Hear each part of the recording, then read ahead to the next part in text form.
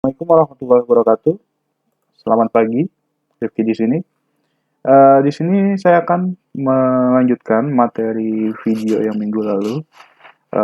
Untuk minggu lalu itu kita sudah bahas beberapa materi terkait jaringan komputer.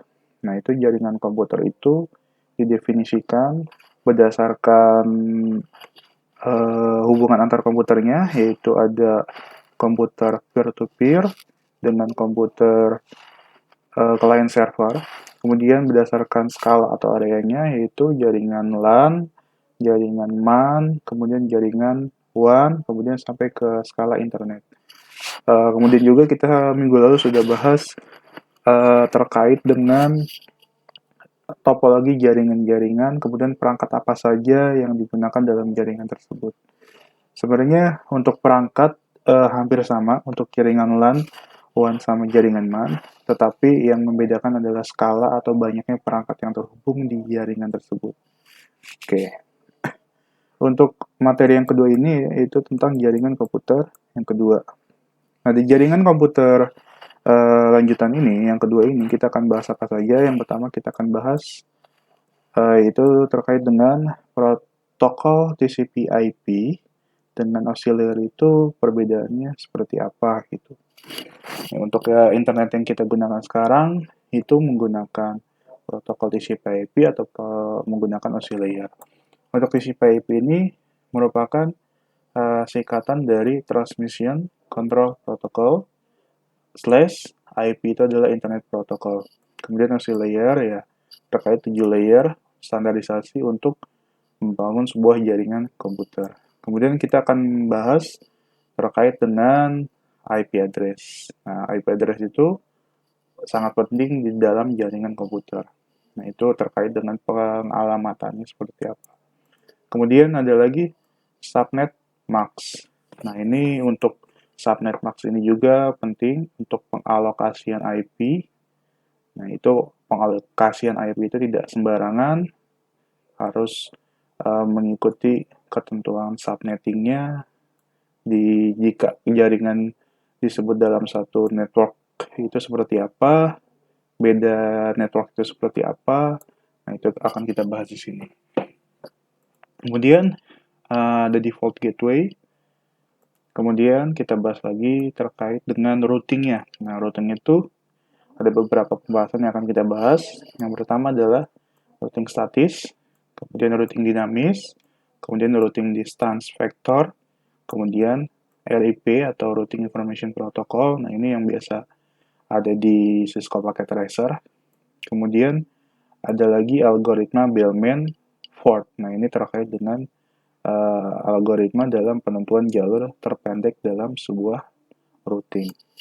Oke, kita masuk materi yang pertama, yaitu terkait dengan perbedaan antara protokol TCP/IP atau Transmission Control Protocol slash Internet Protocol dan auxiliary. Nah, di sini kalau kita lihat dari perbedaannya, yang pertama, di dunia ini sebenarnya dikenal dua standar penting dalam sebuah komunikasi data. Jadi ada dua standar nih untuk jaringan komputer, khususnya komunikasi data. Yang pertama itu ya adalah OSI atau Open System Interconnection, nah, yang dikembangkan oleh ICO, International Organization for Standardization. Kemudian ada lagi TCP IP atau Transmission Control Protocol slash Internet Protocol. Nah, ini dikembangkan oleh DARPA, yaitu adalah Defense Advanced Research Project Agency. Nah, itu. Kemudian, nah ini untuk poin yang kedua, standar TCP/IP ini merupakan standar de facto jaringan internet saat ini. Jadi, jaringan internet yang sekarang kita gunakan yang secara luas itu dia menggunakan standar TCP/IP. Kenapa menggunakan standar TCP/IP? Karena istilahnya yang pernah saya jelaskan, untuk komunikasi, misalnya kita analogikan untuk komunikasi antar bangsa, nah itu kita memerlukan satu bahasa yang bisa dipahami oleh semua negara. Nah, kalau kita masuk ke sini, nah ini protokol yang bisa dipahami oleh berbagai macam perangkat, berbagai macam operating system, berbagai macam merek yang ada saat ini, nah itu harus menggunakan sebuah standar yang bernama TCP/IP. Oke, selanjutnya, nah kita masuk ke OSI dulu. Nah, kalau model OSI ini dikembangkan sebagai model untuk arsitektur komunikasi komputer, serta sebagai kerangka kerja bagi pengembangan standar-standar protokol. Jadi, untuk sebagai landasan dalam membangun sebuah komputer atau membuat sebuah protokol, nah itu dia harus menggunakan standar OSI layer. Kemudian kalau TCP/IP, dia tidak ada model protokol yang resmi sebagaimana yang ada dalam OSI. Nah, ini pada saat ini TCP/IP ini memiliki keunggulan sehubungan dengan kompabilitasnya dengan berbagai perangkat keras dan sistem operasi. Nah, maksud yang saya sebutkan tadi itu di sini. Jadi, semua perangkat, semua operating system, semua merek itu kompatibel dengan protokol TCP/IP ini. Oke, di sini contohnya, kalau di OSI layer, dia ada 7 layer, physical sampai application. Kemudian kalau di TCP/IP dia untuk layer 5 sampai dengan layer 7 dia masuk ke dalam application layer. Nah, protokol tetap sama, ada SMTP, ada FTP untuk file transfer, ada HTTP untuk browsing, dan lain sebagainya. Nah, kemudian untuk transport, nah, kalau transport itu dia tetap sama, transport layer. Di situ ada TCP, ada Transmission Control Protocol itu sendiri, kemudian ada UDP, ada User Datagram Protocol. Nah, ini protokolnya. Kemudian kalau di network layer, itu terkait kalau di TCP/IP itu terkait dengan internet layernya. Ya, di dalam itu ada IP, nah, IP address, ada ICMP, ada ARP, nah, ada resolution protocol. Nah, ini terkait dengan ada di sini proses pengalamatan, proses pesan komunikasinya, nah, hubungan dengan layer yang selanjutnya, itu ada di internet layer. Kemudian untuk data link, itu ada network interface layer. Kalau di TCP/IP itu ada Ethernet. Nah, kemudian ada SLIP, ada TPP atau point-to-point protokol untuk fisikal sama jaringan fisik. Jadi di sini sebenarnya kalau kita lihat itu lebih sederhana dibandingkan dengan OSI layer. Makanya TCP/IP itu dia sebagai standar yang kita gunakan untuk internet saat ini. Kemudian kita masuk ke materi IP address, Internet Protocol Address atau alamat Internet Protocol. Jadi kalau kita lihat semua perangkat yang kita hubungkan ke internet dia harus memiliki IP sebagai penomoran atau pengalamatan internet perangkat tersebut. Kemudian di sini kita lihat definisinya. Kalau IP address itu dia definisinya adalah deretan angka biner. Nah, biner itu ya di antara 32 bit. Biner itu ya seperti 0101, data digital itu adalah data biner. Angka biner antara 32 bit sampai 128 bit yang dipakai sebagai alamat identifikasi untuk tiap komputer host dalam jaringan internet. Jadi tiap perangkat itu teridentifikasi dengan sebuah alamat. Nah, itu untuk masing-masing perangkat itu atau nomornya itu disebut sebagai host di situ. Jadi perangkat yang terhubung disebut sebagai host. Kemudian panjang dari angka ini adalah 32 bit. Itu adalah untuk IP versi 4. Nah, kalau misalnya 32 bit kita hitung jadi jumlah bit 01-nya itu ada berapa. Jadi kan kalau di IP versi 4 dia ada 4 oktet. 1 oktet itu ada 8 biner. Berarti 8 kali 4 32 bit. Kemudian 128 bit untuk IP versi 6. Nah, ini pengembangan untuk IP versi 4 itu adalah IP versi 6. Jadi kalau misalnya pada saat alokasi IP versi 4 IP itu sudah habis karena makin banyaknya perangkat ataupun sekarang sudah era IoT semua benda itu punya IP-nya, maka kita akan menggunakan IP versi 6. Karena jumlah bitnya yang lebih banyak di situ. Yang menunjukkan alamat dari komputer tersebut pada jaringan internet berbasis TCP/IP. Oke. Kemudian yang mengelola itu semua secara global adalah IANA atau Internet Assigned Numbers Authority. Nah, itu adalah yang mengelola IP itu semua. Kemudian, kalau kita lihat dengan pengertian lain, IP address itu dapat diartikan sebagai alamat numerik yang ditetapkan untuk sebuah komputer yang berpartisipasi dalam jaringan komputer yang memanfaatkan internet protokol untuk komunikasi antar node-nya. Jadi, situ ya nggak hanya komputer, perangkat-perangkat lain. Kalau sekarang IoT ya semua perangkat seperti kamera, seperti benda-benda yang kita punya itu dia sudah memiliki IP, alamat IP. Oke, kita lanjut. Nah, IP address itu dikelompokkan menjadi ada 5 kelas, yaitu kelas A, kelas B, kelas C, kelas D, dan kelas E. Nah, perbedaannya terletak pada ukuran dan jumlah. Nah, ini untuk IP address kelas A dan IP address kelas B digunakan untuk jaringan berukuran besar dan sedang. Jadi kalau skala jaringan itu besar atau sedang, biasa menggunakan IP dengan kelas A dan kelas B. Kemudian untuk kelas IP address kelas C, dia untuk pembagian jaringan yang banyak. Namun masing-masing jaringan memiliki anggota yang sedikit. Kemudian untuk IP kelas D dan E, dia tidak digunakan dalam penggunaan normal. Nah, itu kelas D diperuntukkan bagi jaringan multicast. Ya, sudah kita bahas kan terkait multicast ini. Kemudian yang E ini untuk eksperimental. Jadi untuk pengetesan itu di kelas kelas E. Oke. Nah, pembagian kelas-kelas IP address didasarkan pada dua hal. Yang pertama ada di situ ada network ID. Jadi ada jaringan itu ada ID-nya.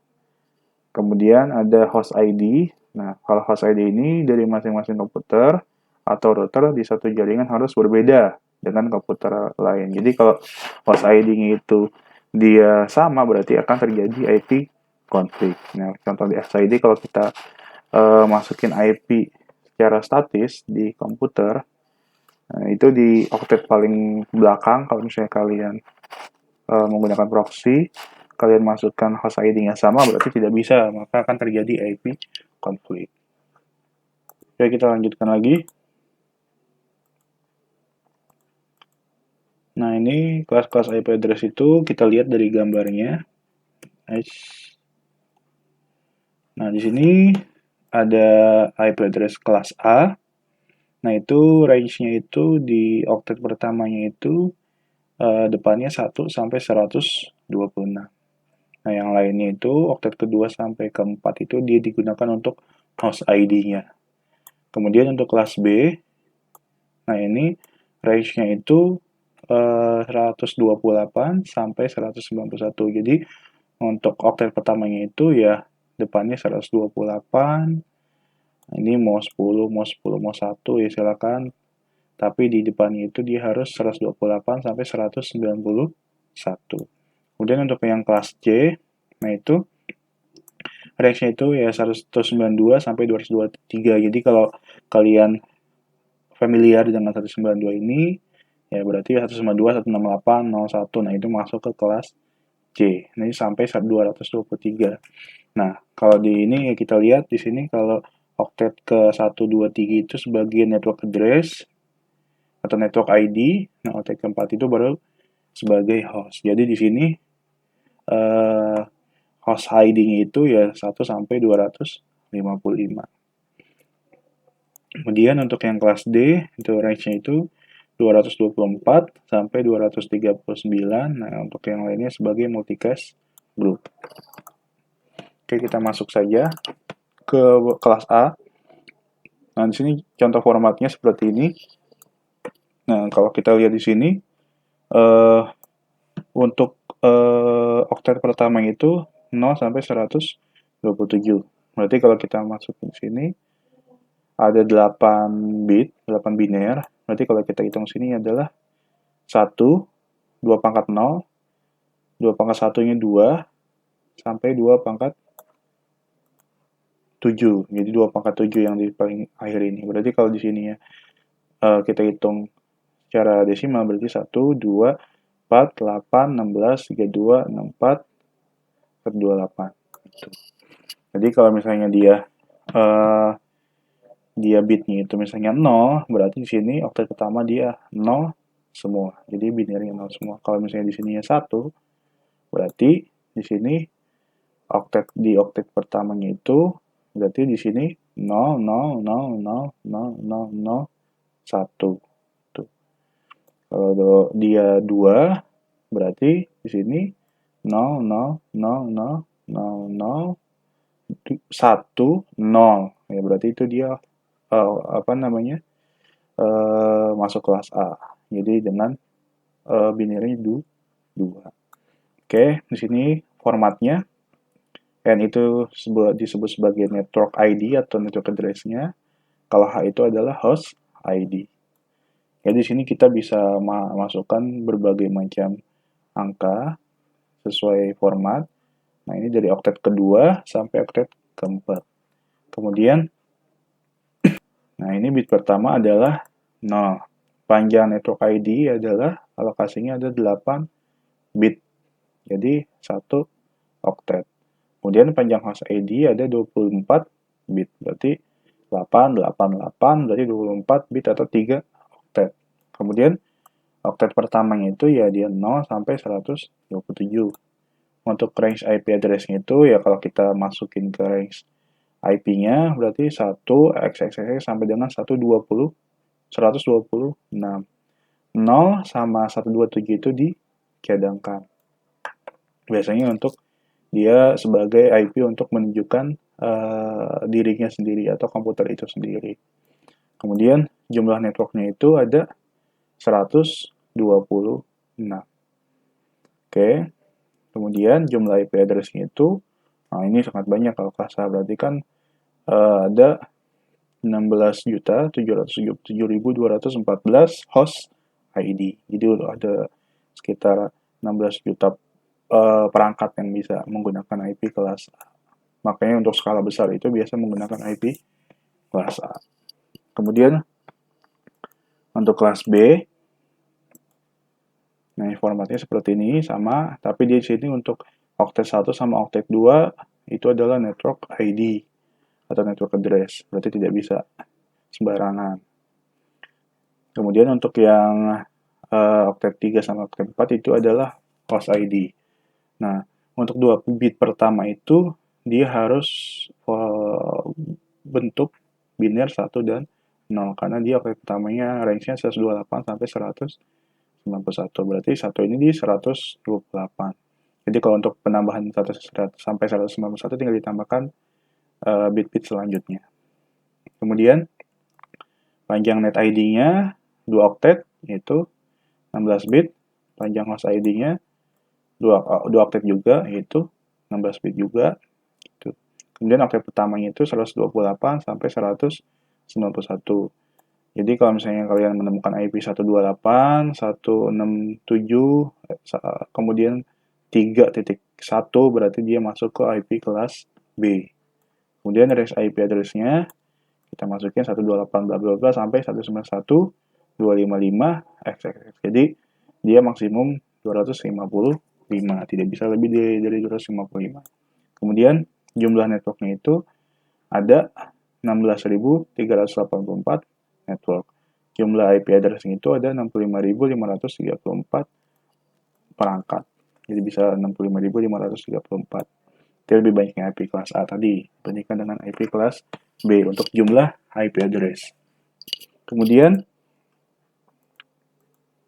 untuk kelas C, nah format depannya seperti ini untuk binernya 110. Kenapa 110? Karena dia di sini range-nya 192 sampai 223. Berarti kalau kita hitung 2 pangkat 8 ditambah dengan 2 pangkat 7 ditambah dengan 2 pangkat 6. Berarti dia jumlahnya 128 ditambah 2 pangkat 6 itu 64, berarti dia jumlahnya 192. Berarti harus seperti ini. Kemudian di sini untuk network ID-nya itu oktet ke-1 sampai dengan oktet ke-3. Nah, oktet ke-4 itu dia adalah host ID-nya. Oke. 3 bit pertamanya itu adalah 110, berarti tidak bisa dirubah ini 110 ini sudah merupakan ketentuan yang bisa dirubah itu ya selanjutnya nih. Misalnya 1111 sampai dia sampai dia 223. Oke. Kemudian panjang net ID-nya 24 bit, 888 berarti 8 kali 3 24. Kemudian untuk host ID-nya 8 bit, 1 oktet. Oke, oktet pertama 192 sampai 223. Berarti range IP-nya 192 bla bla bla sampai 255, 255, 255, sekian.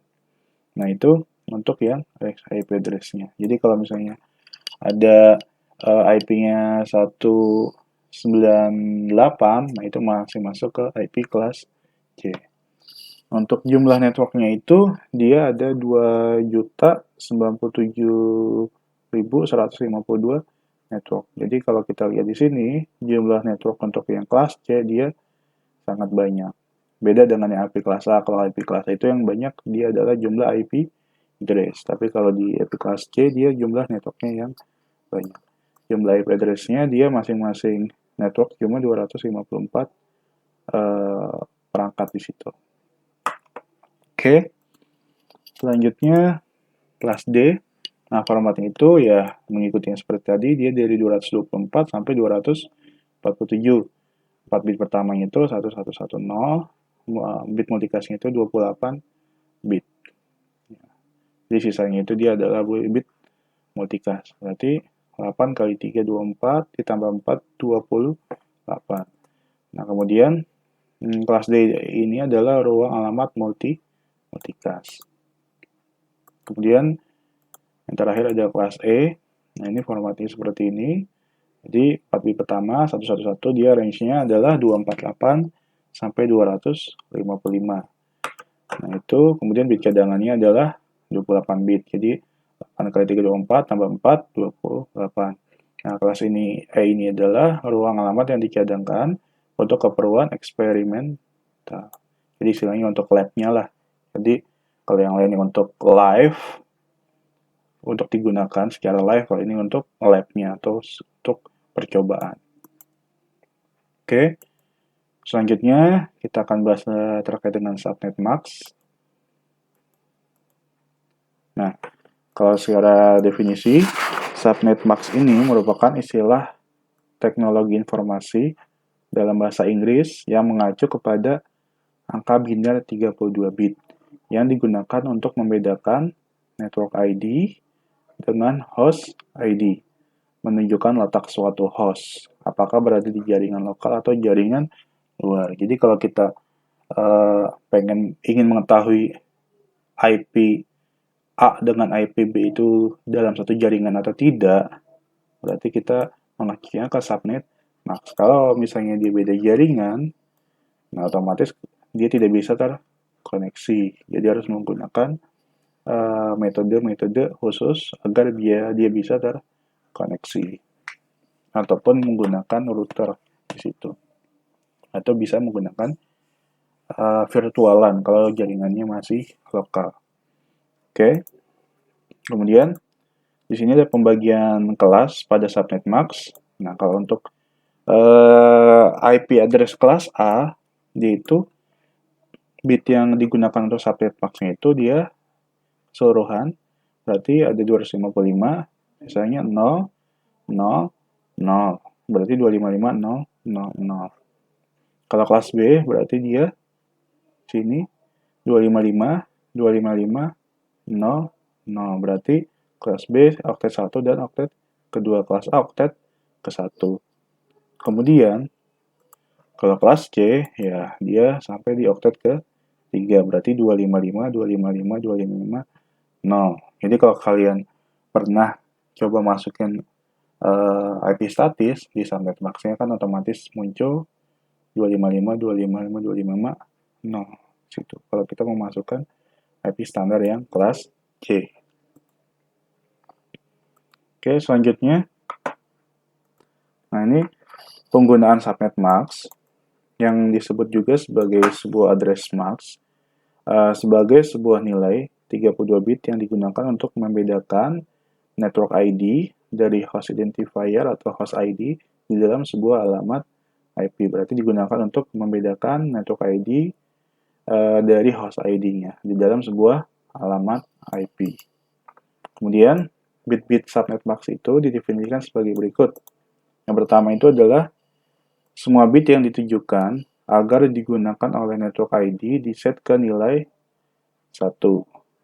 Kemudian, semua bit yang ditujukan agar digunakan oleh host ID diset ke nilai 0. Berarti, kalau network ID biasanya disetnya itu di nilai 1, kalau yang untuk host ID di nilai 0 untuk memasukkan alamat IP-nya. Nah, kemudian setiap host di dalam sebuah jaringan yang menggunakan TCP IP membutuhkan sebuah subnet mask, meskipun berada di dalam sebuah jaringan dengan satu segmen saja. Jadi, kalaupun kalian buat sebuah jaringan lokal yang sederhana, nah itu dia harus juga menggunakan subnet mask. Nah, ini contohnya untuk tabel subnetnya. Nah, ini CIDR itu prefixnya. Jadi, kalau misalnya dia prefixnya ada /8, misalnya IP-nya itu 126, kemudian titik 0, 126 titik 128, kemudian titik 6.1, kemudian subnet max-nya itu ada /8 itu berarti prefixnya atau CIDR-nya adalah 8. Berarti kalau 8 dia netmax yang dimasukin di subnet max itu adalah 255.0.0.0. Berarti yang ini adalah 8. Berarti kan di sini ada 8 bit, berarti yang sisanya adalah 0. Kemudian contoh yang lain, di sini ada 9. Nah, kalau 9 berarti prefixnya itu dia di sini ada 255 berarti 8 bit, kemudian di oktet kedua. Nah, di oktet kedua ada 8 bit. Nah, kalau misalnya 9 berarti bit yang paling kiri yang 128 dia bernilai 1. Berarti kalau bernilai 1 dia 1255, 128. Nah, sisanya kan bitnya itu 1000000, kemudian masuk oktet ke berikutnya 00. Nah, itu prefixnya 9. Contoh yang lain, prefix dari 16, otomatis kita lihat di sini, yaitu 255, 255, 0. Jadi kalau ada sebuah IP dengan prefix 16, nah berarti di sini kita lihat 8 bit.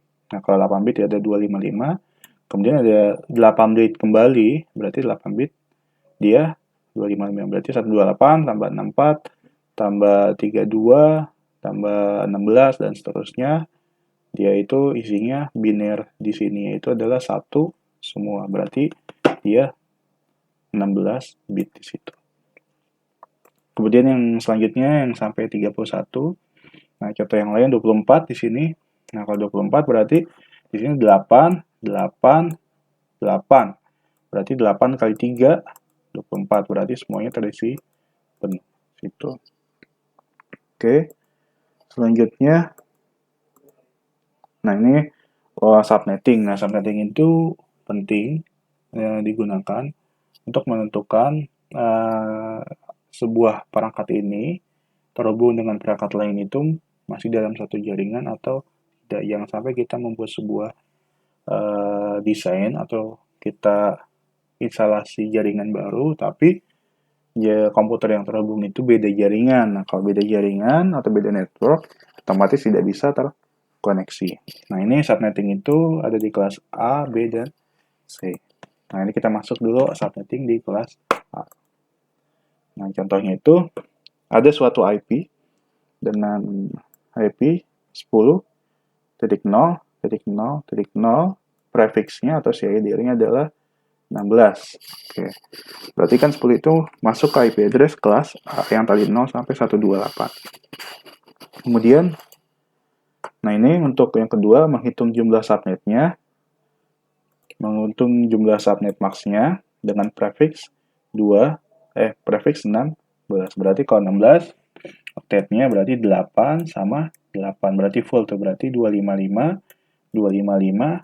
Nah, berarti kan sisanya tidak ada kan, berarti 0 dan 0. Nah, ini kita translasikan ke bilangan biner. Nah, berarti kan ada 128, 64, 32, bla bla bla sampai 255, 128, 64, bla bla bla sampai 255. Berarti ada 8 ditambah 8 sama dengan 16. Kemudian, untuk menghitung jumlah subnetnya adalah rumusnya 2 pangkat N. N itu jumlah bit yang aktif dimulai dari oktet ke 2. Berarti kan kalau kita hitung di sini,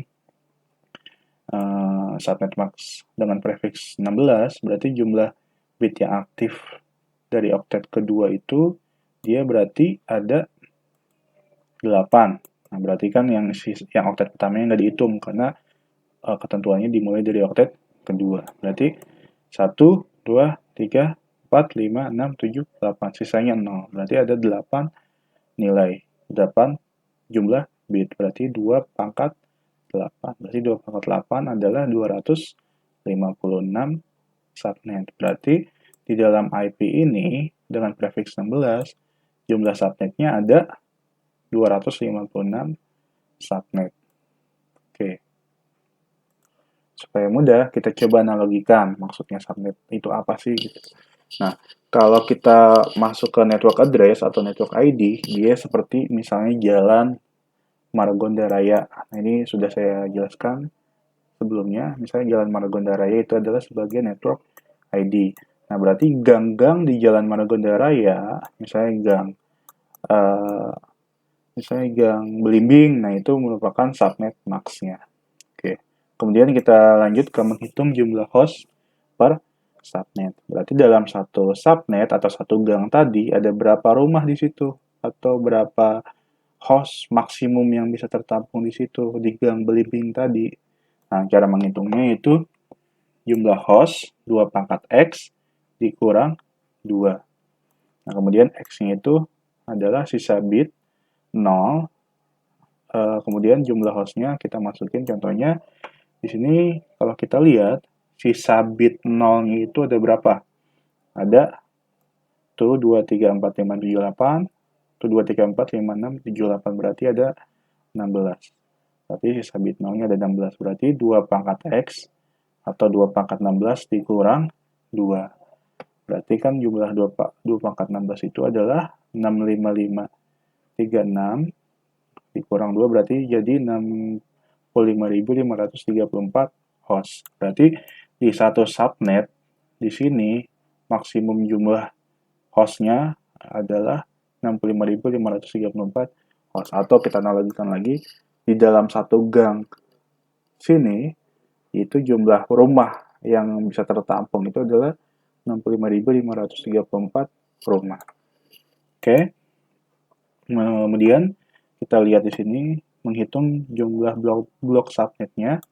Nah, untuk menghitung jumlah blok subnetnya itu, untuk menghitung jumlah blok subnetnya itu, nah ini kita di sini 256, ini ketentuan 256 standarnya dikurangi 255. Nah, 255 itu dapat dari mana? Itu dapat dari nilai yang terakhir di netmax-nya itu di sini adalah 255. Berarti 256 dikurang 255 adalah 1. Kemudian blok subnetnya itu ya dari 0, 1, 2, 3, 4 dan seterusnya. Berarti karena dia ini selisihnya adalah 1. Nah, ini kita lihat ke tabel pembagian subnetnya. Nah, ini contohnya untuk subnet 10.0.0.0 atau gang 10.0.0.0, nomor rumah yang bisa dipakai adalah 10.0.0.1 sampai dia 10.0.255.254. Untuk IP broadcast-nya itu 10.0.255.255. Kenapa di sini 255, karena di sini jumlah hostnya itu dimulai dari oktet yang kedua. Jadi di sini kita bisa masukin apapun nilainya dengan maksimum 255. Nah, berarti kan otomatis 255. Kemudian di sini adalah 255 juga, tapi yang satunya dia digunakan untuk IP broadcast. Jadi dia jumlah host terakhirnya itu 255, 254. Tapi tetap depannya itu karena dia gang yang 10.0.0.0 atau subnet yang 10.0.0, depannya harus 0. Yang bisa dirubah oktet ketiga dan oktet keempat. Kemudian kalau di gang yang lain, nah misalnya di gang Kapuk di Gilan Margonda gitu kan, nah berarti kan yang menunjukkan gang itu di oktet keduanya. Berarti tadi gang Belimbing 0, gang Kapuk 1, berarti nama gangnya misalnya 10.1.0.0, nomor rumah yang bisa diizinkan itu dari 10.1.0.1 sampai 10.1.255.254. Untuk IP broadcast ya 255. Nah, ini maksudnya itu IP broadcast itu kita analogikan lagi sebagai IP untuk Pak RW-nya lah gitu. Jadi di dalam gang itu Pak RW-nya itu mendapatkan IP berapa gitu untuk membroadcast semua informasinya. Nah, dan lain sebagainya sampai dia di gang 255. Seperti itu. Nah, ini rentannya jadi 10.1, ini selanjutnya 10.2, 3, 4, 5, 6, 7 sampai dengan 254, 255. Kemudian kita masuk ke yang kelas B. Nah, di sini diketahui ada sebuah IP yaitu 172.16.0.0 dengan prefixnya adalah 25. Nah, kita ingin menghitung jumlah subnetnya. Nah, untuk menghitung jumlah subnetnya, seperti biasa tadi, dia prefixnya berapa? 25. Berarti 25. Berarti kalau 25, di sini, berarti kan di sini 8. Berarti ya tetap 255. Kemudian 8 lagi. Berarti kan 16 kan? Tetap 255. Kemudian 8 lagi. Nah, masih 24, belum 25. Berarti 255. Kemudian 888, 8 kali 24 berarti sisa 1. Berarti kita ambil ke bit yang paling kiri. Yang bit yang paling kiri itu ada berapa? 2 pangkat 7. Berarti 2 pangkat 7 berapa? 128. Berarti di sini netmaxnya seperti ini. Karena prefixnya adalah 25. Berarti seperti itu. Nah, kalau kita konversikan ke bilangan biner, seperti ini ya. Seperti saya sebutkan tadi paling kiri. 2 pangkat 7-nya. Yang lainnya 0. Nah, untuk jumlah subnetnya ya rumusnya tadi 2 pangkat N. Nah, N itu jumlah bit yang aktif dimulai dari oktet ketiga. Nah, berarti dimulai dari oktet ketiga. Kalau tadi kan dimulai dari oktet kedua yang A, tapi kalau kelas B dimulai dari oktet ketiga. Berarti yang aktif ada berapa nih? Kita hitung. 1 sampai 8, 8 tambah 1, 9. Berarti ada 9 bit yang aktif. Berarti 2 pangkat 9 sama dengan 512 subnet. Berarti di situ ada 512 gang. Oke, gampang kan? Kemudian menghitung jumlah host per subnet. Berarti dalam satu gang itu ada satu subnet, itu ada berapa rumah di situ. Nah, jumlah hostnya itu rumusnya 2 pangkat X dikurang 2. X-nya itu sisa bit 0-nya berarti ada berapa nih sisanya? 1, 2, 3, 4, 5, 6, 7. Berarti 2 pangkat 7 dikurang 2. Berarti 128 dikurang 2 itu 126 host. Jadi di dalam satu gang ada 126 nomor rumah. Nah, untuk dua subnetnya sama rumusnya 256 ketentuannya dikurang 128. 128 ketemu dari mana lagi? Dari sini. Karena yang terakhir adalah 128. Nah, blok subnetnya itu 0, 128, sekian. Tabel untuk kelas B, nah ini kita lihat di sini. Nah, ini kan 172 network address-nya 16.0.0. Berarti untuk gang yang pertama 00, untuk gang yang kedua 0128, gang yang ketiga 10, nah sampai dia di 128. Nah, berarti jumlah subnet kita ada berapa nih? Ada 512 subnet. Nah, tapi bedanya di mana? Nah, kalau tadi kan dimulai dari oktet kedua, berarti oktet keduanya bisa dirubah kan? Nah, tapi kalau di sini karena dimulai dari oktet ketiga, oktet keduanya tidak bisa dirubah. Yang bisa dirubah dari oktet ketiga sama ke 4. Nah, ini contohnya.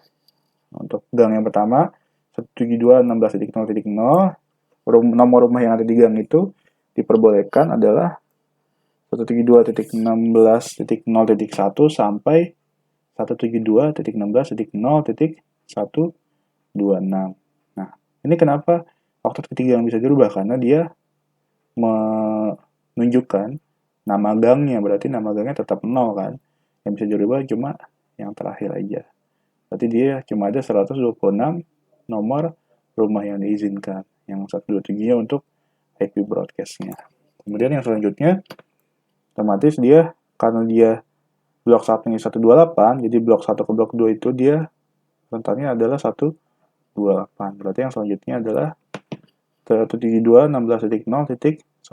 Nggak bisa selanjutnya 172.16.0.1. Dia harus 128. Karena di sini dia jumlah hostnya itu adalah bloknya itu adalah 128.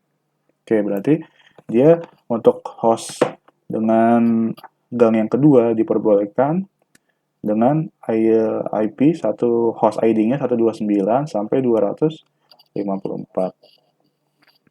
Nah, ini IP broadcast 255. Berarti ini untuk yang blok satunya 128. Oke, selanjutnya kelas C. Contohnya ada IP 192.168.1.0, prefixnya 26. Kita menghitung jumlah subnetnya. Nah, ini di sini bukan slash 2 tapi slash 26. Nah, berarti kalau slash 26 8 8 8 masih 24 kan? Otomatis dia perlu 2 bit lagi di sini. Berarti dimulai dari yang paling kiri. 1 1 berarti 128 ditambah 64 berarti 192. Berarti subnet max-nya 255 255 255 192. Nah, untuk menghitung jumlah subnetnya sama seperti sebelumnya rumusnya, yaitu 2 pangkat N. Nah, 2 pangkat N di sini N-nya itu jumlah bit yang aktif dimulai dari oktet ke 4. Berarti oktet 1, oktet 2, oktet 3 kita abaikan. Karena yang di kelas K itu dimulai dari oktet ke 4. Berarti yang nilainya 1 cuma ada 2 kan? Berarti 2 pangkat 2. Berarti ada di situ 4 subnet. Oke. Berarti jumlah gangnya cuma ada 4 di dalam jaringan yang di sini. Oke, selanjutnya menghitung jumlah host per subnet. Nah, jumlah hostnya itu ya kita hitung lagi 2 pangkat X dikurang 2. X-nya itu adalah sisa bitnya. Berarti sisa bitnya ada berapa nih? Berarti ada 6. Ya kan? Berarti 2 pangkat 6 dikurang 2.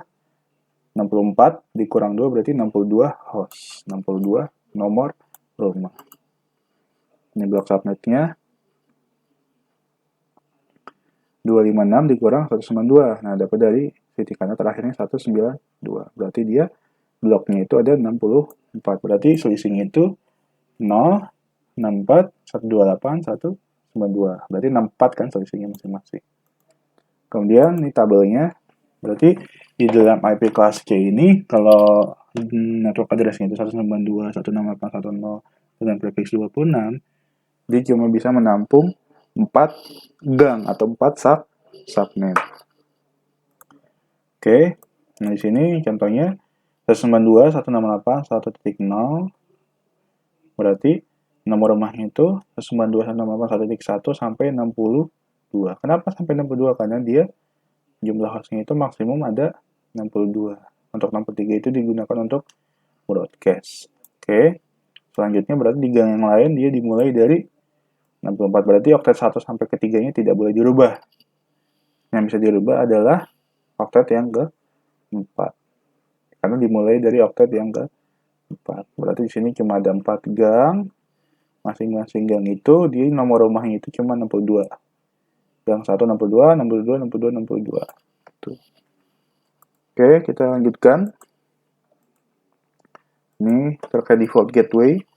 Biasanya default gateway ini digunakan kalau kita menggunakan sebuah server. Nah, server itu sebagai gateway-nya. Nah, itu digunakan juga untuk kita mengatur DNS di situ, domain dan server. Nah, untuk gateway itu adalah komputer yang memiliki minimal 2 buah network interface untuk menghubungkan 2 buah jaringan atau lebih. Itu untuk membuka 2 buah jaringan, itu menggunakan default gateway. Di internet, suatu alamat bisa ditempuh lewat gateway-gateway yang memberikan jalan atau rute ke arah mana yang harus dilalui supaya paket data sampai ke tujuan. Berarti titik poin itu adalah gateway. Kemudian, poin yang kedua, tiap host memiliki 2 alamat yang untuk menerima paket. Pertama, nomor IP yang bersifat unik. Berarti kan masing-masing host ID-nya, nomor IP yang paling belakang itu. Dan kedua adalah broadcast address, yaitu IP broadcast-nya berapa di situ. Pada jaringan tempat host tersebut berada. Jadi ada nomor IP perangkat itu sendiri sama IP broadcast-nya. Nah, broadcast address diperoleh dengan membuat seluruh bit host pada nomor IP menjadi 1. Contohnya, untuk host dengan IP address 167.205.935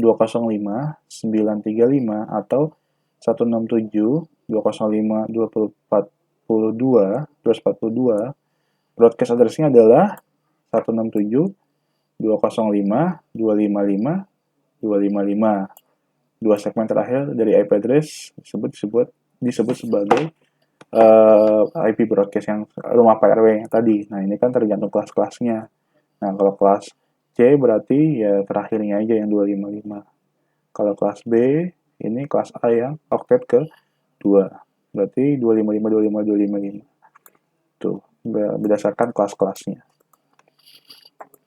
Kemudian kita bahas lagi routing. Jadi ini routing ini penting. Jadi kalau kita ingin mendesain sebuah jaringan, kita harus tahu kita mau menggunakan teknik routing apa. Apakah menggunakan static routing, apakah menggunakan dynamic routing. Nah, itu masing-masing teknik itu mempunyai kelebihan dan kekurangannya. Oke. Nah, ini untuk menentukan jalurnya. Routing itu adalah untuk menentukan jalur lewat mana nih agar dia bisa sampai ke tujuan. Oke, apa itu routing? Routing adalah proses pengiriman data maupun informasi dengan meneruskan paket data yang dikirim dari jaringan satu ke jaringan yang lain.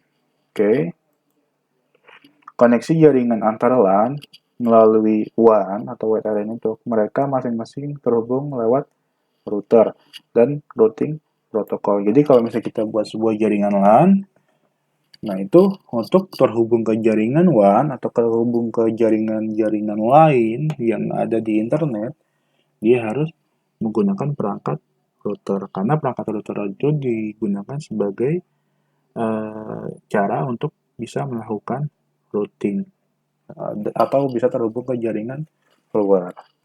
Oke. Di dalam jaringan, router adalah perangkat yang digunakan untuk melakukan routing traffic. Kalau routing protokol adalah protokol yang digunakan dalam dynamic routing.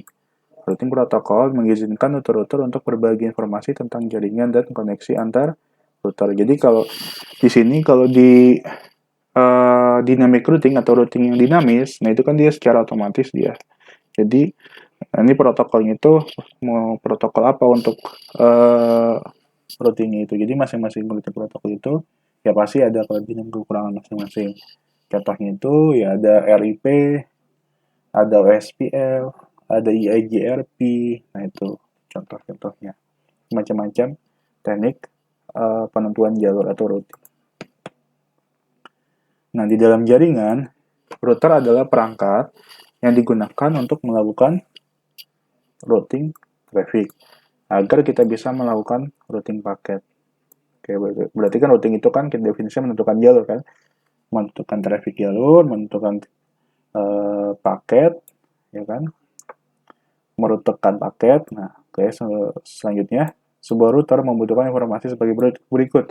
Berarti perangkat router atau access point yang ada di rumah kalian itu dia membutuhkan apa sih? Nah, pasti dia membutuhkan alamat tujuan, IP-nya berapa, IP address-nya berapa, subnet max-nya berapa.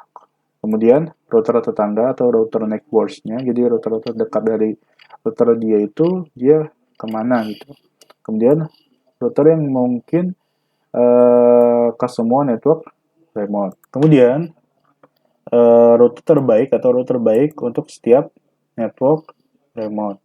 Kemudian bagaimana menjaga dan memverifikasi informasi routing.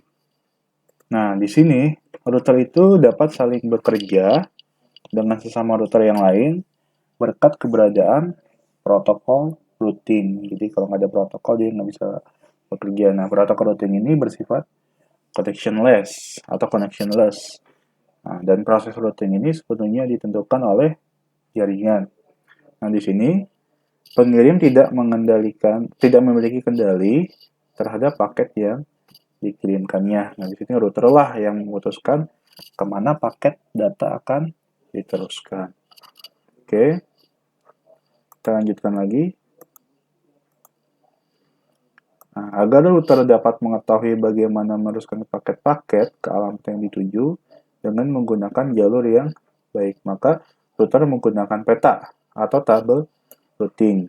Maksudnya, nah si router itu untuk menentukan rute terbaiknya itu seperti apa sih caranya? Ya pasti dia ada tabel routing di situ. Jadi ada tabelnya dia untuk sampai ke tujuan itu lewat router yang mana aja gitu. Lompatannya seperti apa? Oke. Selanjutnya, nah di sini tabel routing itu yang disebutkan tadi untuk mempermudah router menentukan jalur terbaik. Di sini umumnya berisi informasi tentang apa saja. Yang pertama itu adalah tentang alamat network tujuan. Oke. Kemudian yang kedua adalah interface router yang terdekat dengan network tujuan. Jadi router yang terdekat dengan jaringan tujuan itu router yang mana gitu. Kemudian metrik itu adalah sebuah nilai yang menunjukkan jarak untuk mencapai network tujuan. Jadi jaraknya itu sampai ke tujuan itu berapa sih? Nah, itu dinamakan adalah metrik. Nah, metrik ini dia menggunakan teknik berdasarkan jumlah lompatannya. Jadi lompatan dari router ke router itu jumlahnya berapa. Nah, lompatan itu biasa disebut sebagai HOP count. Nah, itu disebut sebagai lompatan. Ini contohnya. Nah, di sini ada IP 10, 120, 20. Nah, ini jaringan yang berbeda. Nah, pasti dia itu dari router ke router yang lain dia harus mengetahui, harus terkoneksi. Nah, ini jumlah lompatannya untuk sampai ke tujuan itu berapa lompatan. Misalnya di sini ada 1, 2, 3. Berarti sampai ke tujuan ada 3 lompatan atau 3 hop count di situ. Oke. Contoh tabel routingnya seperti ini. Kemudian secara umum di sini routing itu ada dua jenis algoritmanya yang digunakan untuk protokolnya. Yang pertama itu adalah distance vector.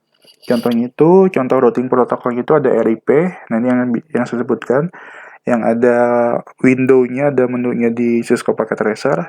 Untuk ini adalah RIP atau routing information protocol. Nah ini kemudian untuk yang lainnya, contohnya EIGRP, Interior Gateway Routing Protocol. Kemudian ada lagi EIGRP atau Enhanced Interior Gateway Routing Protocol. Kemudian ada lagi BGP atau BGP, yaitu Border Gateway Protocol. Nah ini biasanya untuk menggunakan routing ini dia menggunakan CLI, jadi kayak semacam command prompt-nya di situ. Otomatis kita menggunakan command prompt untuk atau terminal untuk membuat mengaktifkan sebuah routing protokol.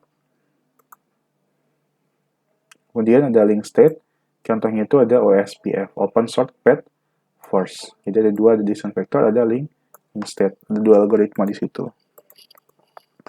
Kemudian ada yang pertama kita bahas tentang statis routing atau routing statis. Nah, itu di sini routing statis adalah jenis routing yang meletakkan jalur spesifik yang ditentukan oleh user untuk meneruskan paket dari sumber ke tujuan. Jadi di situ ada seorang admin. Nah, admin itu bertugas untuk merutekan jalur-jalurnya seperti apa. Nah, ini berarti semua hak untuk pengiriman data itu ada di admin. Nah, pada routing statis, router meneruskan paket dari sebuah network ke network yang lainnya berdasarkan rute yang ditentukan oleh seorang administrator atau seorang admin. Nah, di sini static router dapat dipakai pada jaringan sederhana yang hanya menggunakan beberapa buah router dan berfungsi untuk menghemat penggunaan bandwidth. Nah, di sini kalau misalnya kalian cuma buat sebuah jaringan yang sangat sederhana, ya cuma beberapa router saja ya bisa menggunakan static routing situ. Tapi kalau skala banyak atau skala luas, misalnya ada 1000 router, nah nggak mungkin satu orang itu atau admin itu bisa mengatur semuanya. Jadi routing status ini hanya bisa digunakan untuk jaringan yang sederhana untuk menghemat penggunaan bandwidth juga di situ. Kemudian cara kerja routing statis. Nah, ini yang pertama konfigurasi router dilakukan oleh admin jaringan. Jadi konfig router-routernya itu bukan secara otomatis, tapi dilakukan oleh seorang yang ditugaskan sebagai admin jaringan tersebut. Kemudian yang kedua, router melakukan routing berdasarkan informasi yang diterima di tabel routing. Jadi router itu akan bekerja sesuai tabel routingnya seperti apa. Kemudian admin jaringan menggunakan perintah IP route secara manual untuk konfigurasi router dengan routing statis, dan routing statis berguna untuk melewatkan paket data yang ada pada jaringan. Jadi di situ kalau kita mau melakukan routing menggunakan statis di command prompt atau di CLI-nya, tinggal diketik aja IP route, kemudian IP network tujuannya berapa, subnet max-nya berapa di situ. Kemudian selanjutnya keuntungan menggunakan routing static. Nah, keuntungannya kalau static route itu dia lebih aman karena ya semua otorisasinya oleh si administrator. Nah, kemudian static route kebal dari segala usaha hacker untuk tujuan membajak traffic. Nah, karena yaitu tidak bisa sembarangan. Kemudian kerugiannya, yang pertama, dia administrator jaringan harus mengetahui semua informasi semua router. Nah, kalau misalnya routernya ada banyak ya nggak mungkin dia bisa mengelola router itu. Hanya dapat digunakan untuk jaringan skala kecil aja kekurangannya. Nah, ini admin ini sangat repot dalam manajemen router karena dia manual harus memasukkan IP routing sendiri. Kemudian ada routing dinamis. Nah, di sini routing dinamis itu merupakan routing yang mempelajari sendiri rutenya yang terbaik akan ditempuhnya untuk meneruskan paket dari sebuah network ke network lainnya. Jadi di sini yang tadinya tugasnya seorang admin, tapi kalau di dinamis itu si router itu dia bisa bekerja tanpa ada input dari si administrator. Jadi otomatis dia akan bekerja, tapi asalkan si administrator tadi menentukan protokol routingnya mau menggunakan protokol routing yang mana gitu. Oke, berarti dia secara otomatis bisa terkoneksi dari satu ke yang lain. Kemudian administrator dia tidak menentukan rute yang harus ditempuh oleh paket-paket tersebut. Jadi tinggal masukin routing protokolnya aja. Kemudian administrator hanya menentukan bagaimana cara router mempelajari paket. Itu yang maksud routing protokol. Masing-masing router akan saling memberikan informasi kepada router tetangganya dan bersama-sama membentuk suatu routing table. Kemudian router mempelajarinya sendiri. Jadi sini routing table-nya itu dibuat oleh router tersebut. Oke. Selanjutnya, nah kalau kita lihat aktivitas routing dinamis itu, yang pertama dia ada automatic network discovery. Nah, network discovery itu apa?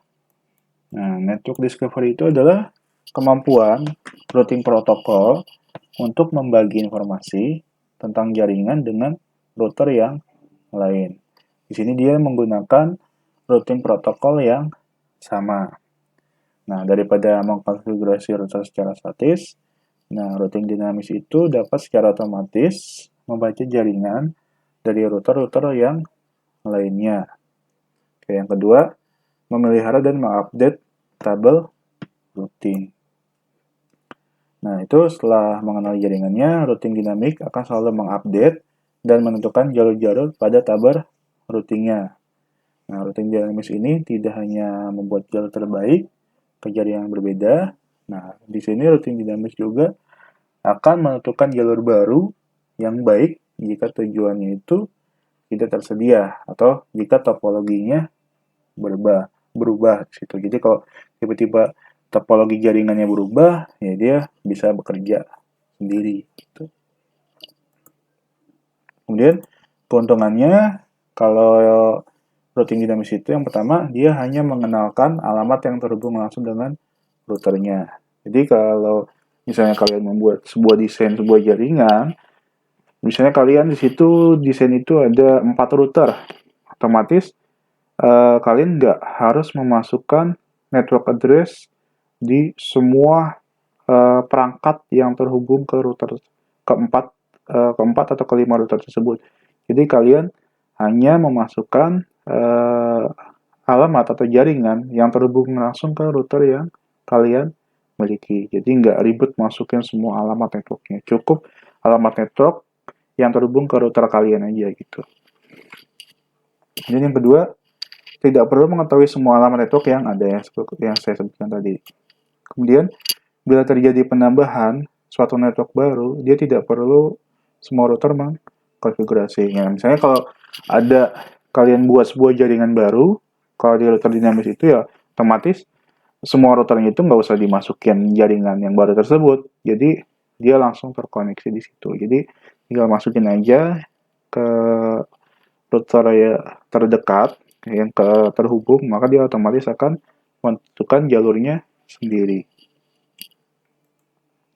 Kerugiannya, nah, pastinya kalau router itu bekerja sendiri ya beban kerjanya atau proses pemrosesannya itu lebih berat. Karena selalu memperbarui IP table pada setiap waktu tertentu. Kemudian kecepatan pengenalannya itu kecepatan pengenalan dan kelengkapan IP table-nya itu terbilang lama. Jadi proses inisialisasi dari routing satu ke routing yang lain itu agak lama. Jadi kalau kalian desain sebuah jaringan ada 2 buah router atau 5 buah router di situ. Nah, itu pada saat kalian mencoba mengkoneksikannya, mengirimkan pesan nggak langsung diterima kalau kalian baru mengkonfigurasi. Jadi harus menunggu beberapa saat baru bisa stabil di situ. Kemudian kita bahas ada routing distance vector. Nah, tadi yang routing distance vector itu ada RIP atau routing information protocol, kemudian ada EIGRP dan lain sebagainya. Itu jenis-jenisnya banyak. Nah, di sini routing distance vector itu, nah itu protokol routing distance vector biasanya menggunakan sebuah algoritma routing di mana setiap router secara periodik mengirimkan update routing kepada semua router tetangganya dengan cara membroadcast seluruh isi tabel routing. Jadi masing-masing router itu dia mempunyai tabel routing dari sendiri. Dan dia membroadcast ke router yang lain. Kemudian ciri-ciri routing distance vector, dia yang pertama adalah update secara periodik. Nah, di sini kalau kita lihat update secara periodik itu, dia berarti pada setiap rentan waktu tertentu, setiap router akan mengirimkan update routing. Oke. Kemudian yang kedua, neck burst. Nah, kalau kita lihat di sini neck burst itu atau tetangga bagi sebuah router itu berarti router lain yang berada pada data link yang sama. Nah, di sini di protokol design vector ini mengirimkan update-nya kepada router-router neckboard-nya dan bergantung pada neckboard untuk mengirimkan informasi update kepada neckboard atau tetangga mereka yang lain. Oke, selanjutnya ada update broadcast. Nah, di sini ketika router pertama kali aktif dalam network, nah bagaimana cara router tersebut menemukan router-router yang lain dan memberitahukan keberadaan dirinya sendiri. Nah, cara paling sederhana itu dengan mengirimkan update dengan tujuan address broadcast di situ itu 255, 255, 255, 255. Nah, router tetangga yang menggunakan protokol routing yang sama akan menerima paket broadcast ini dan dapat mulai bertukar informasi sebagai neckboard atau tetangga. Kemudian ada update seluruh routing table atau tabel routing. Nah, di sini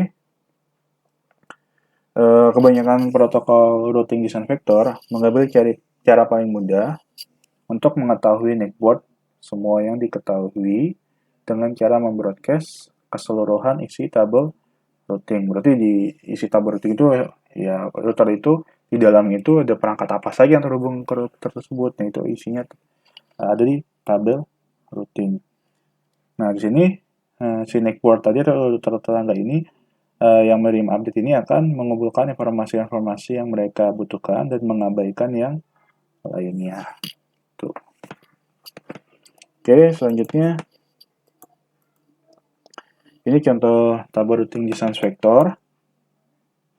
Nah, di sini di tabel routing distance vector ini contohnya di sini ada 4 router. Nah, sini ada T0 atau waktu pertama, waktu kedua, waktu ke 0, waktu ke 1, waktu 2, waktu ketiga. Nah, kalau kita lihat di waktu ke 0, nah di waktu ke 0 ini, nah di sini dia hanya memiliki informasi dari network ID atau network address yang terhubungnya aja. Nah, contoh di sini. Nah, ini untuk lompatannya itu dia masih kosong karena di T0 ini dia si router ini baru diaktifkan. Jadi untuk hop count atau lompatan itu belum kelihatan IP-nya berapa. Oke. Nah, di sini setiap router akan membroadcast informasi ini pada setiap link yang terhubung pada masing-masing router. Nah, ini ada hops, ada lompatannya berapa lompatan, kemudian via-nya itu adalah melalui IP berapa. Nah, untuk networknya itu network ID-nya berapa saja. Oke, kemudian pada T1 kita lihat di sini di update pertama itu telah diterima di T1 dan diproses oleh semua router. Nah, ini ada update-nya. Kemudian kita lihat di sini di tabel routing A. Nah, update dari router B pada A mengatakan bahwa router B dapat mencapai network 10.1.2.0 dan 10.1.3.0. Keduanya sejauh 0 hops atau 0 lompatan. Jika network sejauh 0 hop dari B, nah berarti network tersebut sejauh 1 hop dari A. Nah, router A menaikkan nilai hop sejauh 1 satuan dan memasukkan dalam tabel routing. Ini berarti dia masukin di tabel routingnya. Nah, di sini router A ini sudah mengetahui network 10.1.2.0 yang ada di sini. Nah, dengan hop count 0. Jadi di sini router A mengabaikan informasi network 10.1.2.0 dengan hop count 1. Nah, lebih besar dari hop count yang sudah diketahui oleh router.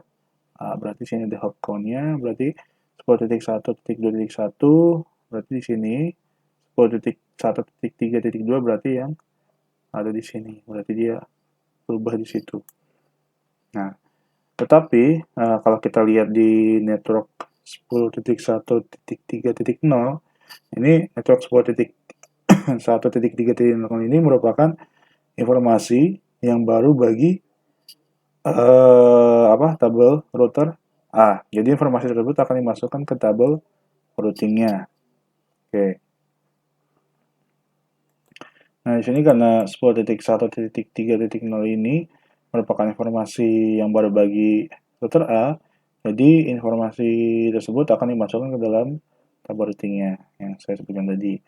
Nah, di sini address source dari paket update tersebut adalah interface router B yang 10.1.2.1. Oke. Dengan begitu, si informasi yang dimasukkan akan memiliki address next hub yaitu 10.1.2.2 sini. Jadi next hubnya 10.1.2.2 dengan hub count sebesar 1, ya kan? Nah, router-router yang lain juga melakukan operasi yang sama pada saat yang sama. Nah, itu dan seterusnya. Prosesnya seperti itu. Kemudian, nah kita masuk ke RIP, Routing Information Protocol, dia masuk ke Design Factory juga. Nah, RIP ini merupakan routing protokol yang menggunakan algoritma design vector, yaitu algoritma Bellman-Ford atau menentukan jalur terdekat, dan juga merupakan sebuah protokol routing dinamis yang digunakan dalam jaringan LAN dan WAN. Jadi RIP ini biasa digunakan di jaringan LAN ataupun di jaringan WAN. Kemudian cara kerja IP-nya, RIP ini yang pertama host mendengar pada alamat broadcast. Jadi si host ini mendengar pada alamat broadcast jika ada update routing dari si gateway. Kemudian host akan memeriksa terlebih dahulu routing table lokal jika menerima update routing. Kemudian jika router belum ada, informasi segera dimasukkan ke routing table. Berarti di routing table-nya dimasukin informasi yang belum ada tersebut. Kemudian jika router sudah ada, metrik yang terkecil akan diambil sebagai acuan. Berarti jumlah lompatan hop yang terkecil digunakan sebagai acuan. Kemudian rute melalui suatu gateway akan dihapus jika tidak ada update dari gateway tersebut dalam waktu tertentu. Jadi kalau tidak ada update dari gateway itu, maka akan dihapus di situ rutenya. Kemudian khusus untuk gateway, RIP akan mengirimkan update routing pada alamat broadcast di setiap network yang terhubung. Jadi di sini basisnya adalah network address untuk yang RIP ini. Kemudian ini ada contohnya, contoh dari flowchart-nya. Kita lihat di sini.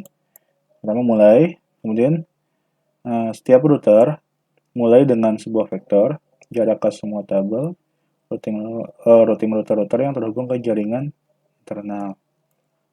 Jadi di sini di proses awalnya itu dia sudah ada tabel routing, nah itu di dalam jaringan internal tersebut. Kemudian selanjutnya setiap router memberitahukan besar vektor yang tersedia ke router tetangga. Setelah itu dia menghitung jarak lompatan yang ditempuh ke X, kemudian menyertakan ke dalam perhitungan jarak ke X dari router tetangga. X itu adalah router tujuannya. Nah, kemudian apabila jarak ke X diketahui, jika iya, maka router memperbaharui panjang jarak ke X. Jika tidak, dia akan menghitung kembali jarak hop count-nya atau jarak lompatannya. Oke. Nah, di sini selanjutnya jika ya tadi router memperoleh panjang jarak ke X, setelah itu nah masuk ke kondisi semua router ke X sudah diperiksa. Kalau misalnya dia sudah diperiksa, dia akan selesai. Kalau dia tidak belum diperiksa, dia akan balik lagi ke memberitahukan besar vektor yang tersedia ke router tetangga. Jadi flowchart-nya seperti ini. Nah, ini varian yang berhubungan dengan interval waktu pada RIP sebagai berikut. Yang berhubungan sama terkait dengan selisih waktu atau interval waktunya itu, yang pertama adalah update timer. Nah, update timer itu adalah seberapa sering routing informasi pembaruan dikirim secara Predik berarti seberapa sering nih informasi routing itu tabel routingnya, kemudian update routingnya itu dikirim secara periodik. Kemudian ada yang kedua adalah invalid timer. Nah, itu adalah waktu di mana jalur dinyatakan tidak berfungsi. Jadi kalau ada jalur yang nggak berfungsi, dia akan ada informasi invalid timer. Kemudian ada lagi hold down. Hold down timer adalah interval waktu yang berlaku untuk semua antara muka router yang menyatakan bahwa suatu jalur tidak dapat dicapai. Jadi kalau misalnya ada jalur yang tidak dapat dicapai atau unreachable, maka dia ada menggunakan interval waktu hold down timer. Kemudian ada lagi flash timer, adalah waktu di mana jalur dihapus dari tabel routing. Jadi kalau misalnya pada saat kapan nih jalur tersebut akan dihapus dari tabel routing, nah itu ada di flash timer. Kemudian ada lagi konvergensi timer. Nah, di sini adalah waktu di mana semua router menyetujui semua informasi topologi jaringan serta perubahannya. Jadi kalau misalnya udah setuju semua terkait perubahan sama topologinya, nah itu disebut sebagai konvergensi timer. Kelebihan RIP, nah RIP ini menggunakan metode trigger update, jadi selalu update selalu di situ semuanya. Kemudian RIP memiliki timer untuk mengetahui kapan router harus kembali memberikan informasi routing, yaitu seperti yang saya sebutkan tadi.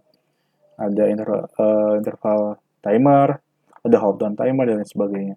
Kemudian mengatur routing menggunakan RIP tidak rumit dan memberikan hasil yang cukup dapat diterima, terlebih jika jarang terjadi kegagalan dalam link jaringan. Kemudian kekurangan RIP, jumlah hostnya terbatas, jadi tidak bisa banyak jumlah hostnya. RIP tidak memiliki informasi tentang subnet setiap root. Jadi nama-nama gang itu dia nggak tahu nih si RIP ini. Dia hanya mengetahui network address-nya aja. Kemudian RIP tidak mendukung variable length subnet masking. Jadi kalau misalnya di sini untuk menentukan VLAN atau membentukkan LAN yang berbeda-beda dengan berbagai banyak empire, berarti tidak mengetahui di situ. Kemudian adalah algoritma Bellman-Ford. Nah, kalau algoritma Bellman-Ford ini menghitung jarak terpendek dari satu sumber pada sebuah grab berbobot. Maksudnya di sini dari satu sumber ialah bahwa ia menghitung semua jarak terpendek yang berawal dari satu titik. Nah, jadi algoritma ini dia pasti kita misalnya ingin dari Jakarta ke Bandung, pasti dia kan menghitung nih jaraknya dari Jakarta ke Bandung itu lebih pendeknya itu jarak melalui apakah melalui Jonggol, apakah melalui Puncak, apakah melalui Purwakarta. Nah, itu dia menghitung dulu jarak terpendeknya melewat mana gitu. Ini ilustrasinya lalu lintasan terpendek. Misalnya dari router 1 ke dia ingin mencapai router 4, berarti di sini jarak terpendeknya melewati router berapa aja. Kita lihat di sini, dia ada berapa node di sini. Kalau dia melewati dari 1 ke 2, berarti dia harus melewati 10 node. Kemudian kalau sampai ke 4, berarti dia 14 node. Jadi kalau router 1 ke router 2 ke router 4, berarti dia jumlah node-nya ada 14. Tapi kalau kita lihat, kalau dia lewat jalur yang lain, misalnya lewat router 3, kemudian ke router 2 ke 4, berarti node yang dilewatinya itu berapa kita hitung? 5 tambah 4, berarti 9. 9 tambah 4, 13. Berarti lebih cepat ke sini. Berarti ada 13 node jumlahnya, kalau lewat atas dia ada 14 node. Berarti yang tercepat adalah yang 13 node. Berarti di sini lewat 1, 3, 2, dan 4. Jadi dia dari 1 ke 2 nggak langsung, tapi lewatin 3 dulu agar node-nya lebih sedikit. Oke, cukup itu saja materi yang dapat saya sampaikan. Mudah-mudahan bermanfaat. Assalamualaikum warahmatullahi wabarakatuh.